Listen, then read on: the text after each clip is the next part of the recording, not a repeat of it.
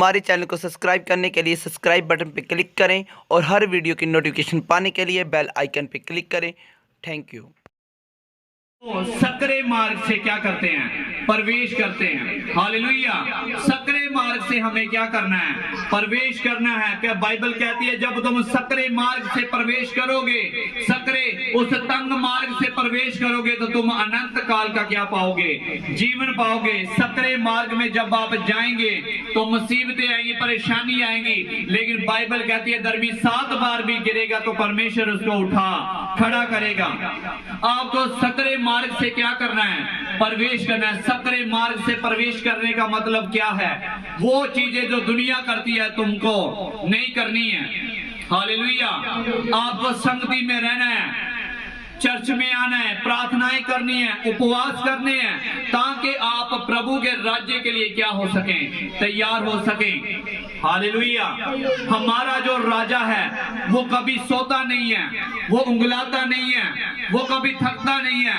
उस राजे की हम क्या हैं? प्रजा हैं। हम जाजकों की शाही मंडली, पवित्र कौम और परमेश्वर की निज प्रजा है। परमेश्वर ने आपको चुना है कि परमेश्वर आपके साथ है रहे। इसीलिए बाइबल कहती है तौबा करो, क्योंकि स्वर्ग का राज्य क्या आ चुका है? निकट आ चुका है। आपको तौबा करनी है अपने पापों से जो पिछले साल में आपने किए।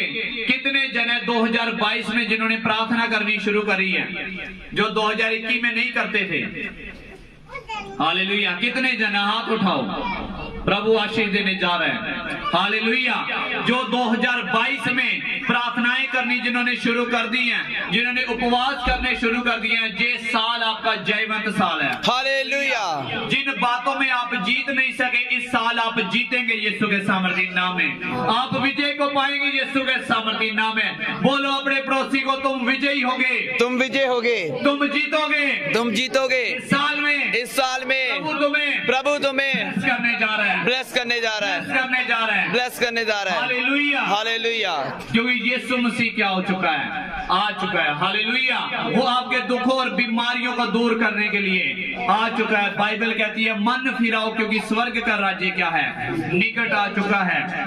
आज लोग कहते हैं कि हमें प्रभु भोज चाहिए। बहुत से कहते हैं हमें प्रभु भोज लेना है, और महीने के बारे जी हम प्रभु भोज के दिन आते हैं। वो 3 दिन के 3 हफ्ते क्या करेंगे? छुट्टी। और प्रभु भोज के दिन क्या करते हैं? पहले नंबर पे सबसे पहले आएंगे।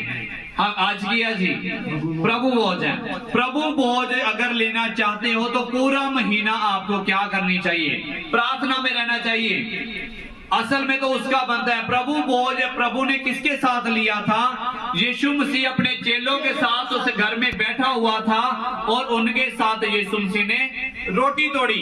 आज हम कहते हैं बरकतें तो लेना चाहते हैं, प्रभु से आशीष तो लेना चाहते हैं, लेकिन हम यीशु को कबूल करना नहीं चाहते। आज अन्य जाति जो चर्च में आते हैं वो प्रभु भोज लेना चाहते हैं, लेकिन प्रभु भोज अगर आप चाहते हैं कि आशीष मिल जाए तो आप अपना जीवन परमेश्वर को क्यों नहीं देते? हालेलुया।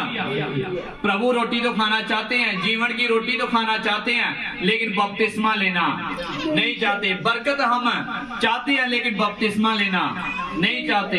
अगर आप चाहते हैं प्रभु भोज लेना, आप प्रभु की आशीषों के वारिस बनना चाहते हैं, तो आपको बपतिस्मा भी लेना क्या है? जरूरी है। तौबा करनी क्या है? जरूरी है, क्योंकि समय क्या आ चुका है? निकट आ चुका है। यीशु मसीह ने कहा तौबा करो, क्योंकि समय क्या आ चुका है? निकट आ चुका है। अब बहुत समय नहीं रहा है। आपको तौबा करनी है, आपको प्रार्थनाएं करनी है। हालेलुया। जैसे वो कहावत है कि जिसको काम करना आ जाए उसका जहां भी क्या है? अमेरिका है।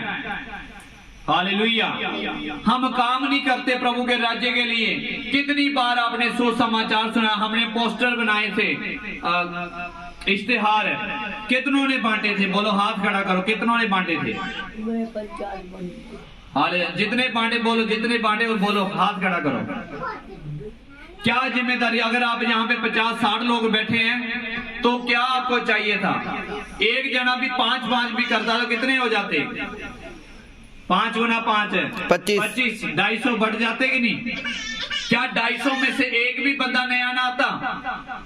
क्या एक भी बहन ना आती, एक भी भाई नया ना आता सुनकर? लेकिन हमने करा ही नहीं। कैसे? आप बाइबल कहती है कि जो दूसरे का खेत सींचता है उसका भी खेत सींचा जाएगा। जो प्रभु के राज्य के लिए काम करता है, आप प्रभु के लिए काम करेंगे तो प्रभु आपके लिए काम करेगा।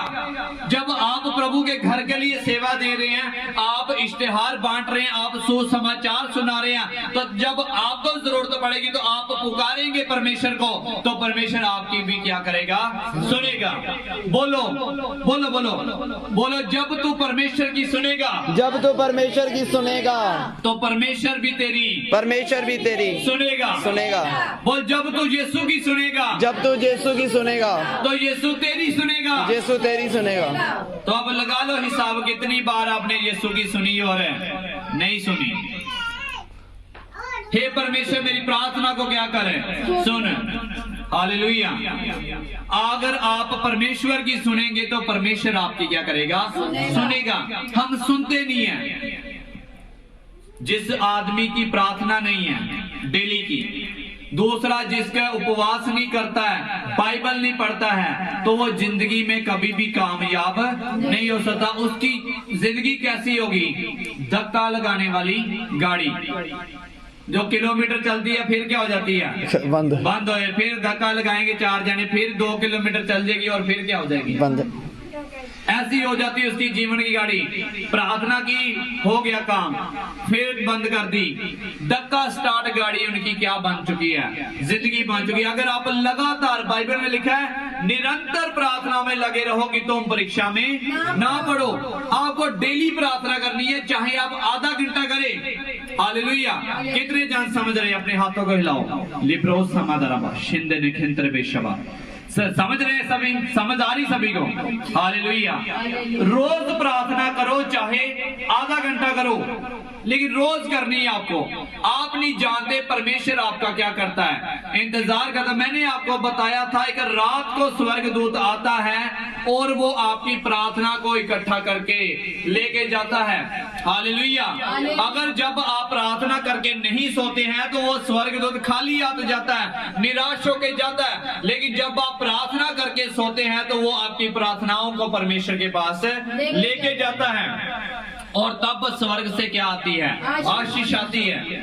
क्योंकि जब वचन में हम पढ़ते हैं तो लिखा है, कुरनेलियुस के दान और दशमांश से क्या किए गए? स्वर्ग में स्मरण किए गए। स्मरण का मतलब है याद किए गए। जब हिसाब किताब लगाया गया तो कुरनेलियुस के दान दशमांश भी स्मरण किए गए। हालेलुया। अगर उसने दिए ना होते तो याद किए जाते। आप किसी की छोटी छोटी भलाई क्या करते हो? जी फला बंदे ने मेरे साथ क्या की थी? भलाई की थी। रब बोला की करे, भला करे।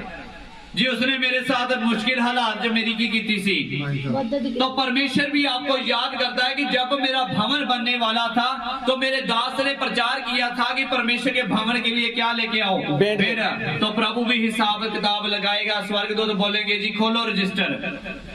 हाँ जी, नवे पिंड तो आई सी की पेंट जी, बहादुरपुर तो आई सी जी, बटाले वाले दी आई सी, प्रेम नगर वाले दी आई सी।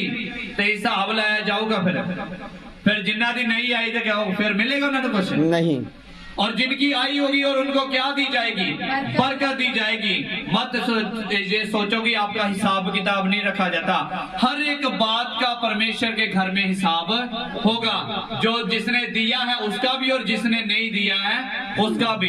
हालेलुया। जिसने प्रार्थना की है उसका भी हिसाब परमेश्वर के पास है और जिसने नहीं किया उसका भी हिसाब उसके पास है। मैं आपको बताना चाहता हूँ, एक दिन हम प्रार्थना कर रहे थे और प्रार्थना करते करते परमेश्वर का आत्मा उतरा और परमेश्वर जब बात करने लगा तो परमेश्वर ने हिसाब लेना क्या कर दिया? शुरू कर दिया। कहता परमेश्वर बोलो 2 हिसाब, ये क्यों नहीं किया और ये क्यों नहीं किया? क्या हो गया था? क्यों नहीं तूने ऐसा किया? तो परमेश्वर ने कहा जहां हिसाब नहीं दिया जा रहा, तो जब जहां पे अन्याय होगा, जहां पे न्याय होगा, जब आखिरत का दिन होगा, जब परमेश्वर का सिंहासन लगा होगा और परमेश्वर जजमेंट करेगा, तो तब हिसाब कैसे दोगे? जमीन पर नहीं दिया जा रहा तो आसमान में उठाने के बाद कौन परमेश्वर के सामने खड़ा रह सकता है? बाइबल कहती है वही जो धर्म के काम करता और परमेश्वर का डर करता है, मानता है। तेरे घर में कौन रहेगा? वही जो खरी चाल चलता है, जो भला करता है, जो धर्म के काम करता है। हालेलुया। दानियल कैसे बचाया गया? क्योंकि दानियल रोज क्या करता था? प्रार्थना करता था। दोपहर को, शाम को, सुबह को प्रार्थना किया करता था। इसीलिए जब वो मांद में पड़ा, जब मुसीबत में पड़ा, तो परमेश्वर ने दूध भेजकर शेरों के मुंह को क्या कर दिया? बंद कर दिया। अगर आप लगातार प्रार्थनाएं कर रहे हैं, आप उपवास कर रहे हैं, आप प्रभु के पीछे चल रहे हैं, आप नहीं देखते चाहे कोई भी रूल आ जाए। आप कहते जी कोरोना आ गया, हमने दुआ करनी छोड़ दी, गरीबी आ गई, आपने प्रार्थना करनी छोड़ दी, मुसीबत आई, आप प्रार्थना करनी क्या कर देते हैं? छोड़ देते हैं। लेकिन दानियल इतनी कठिन हालातों में भी वो क्या करता रहा? परमेश्वर के आगे प्रार्थना करता रहा। मार डालने की क्या थी?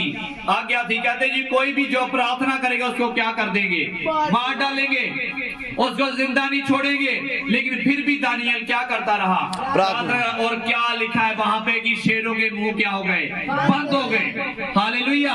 वो शैतान का मुंह क्या हो जाएगा? बंद हो जाएगा। जब आप लगातार प्रार्थनाएं करेंगे, आप लगातार परमेश्वर के साथ बने रहेंगे, तो उन शेरों के मुंह क्या हो जाएंगे? बंद हो जाएंगे। हालेलुया।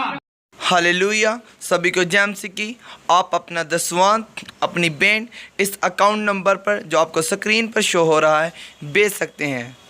सभी को जय मसीह की।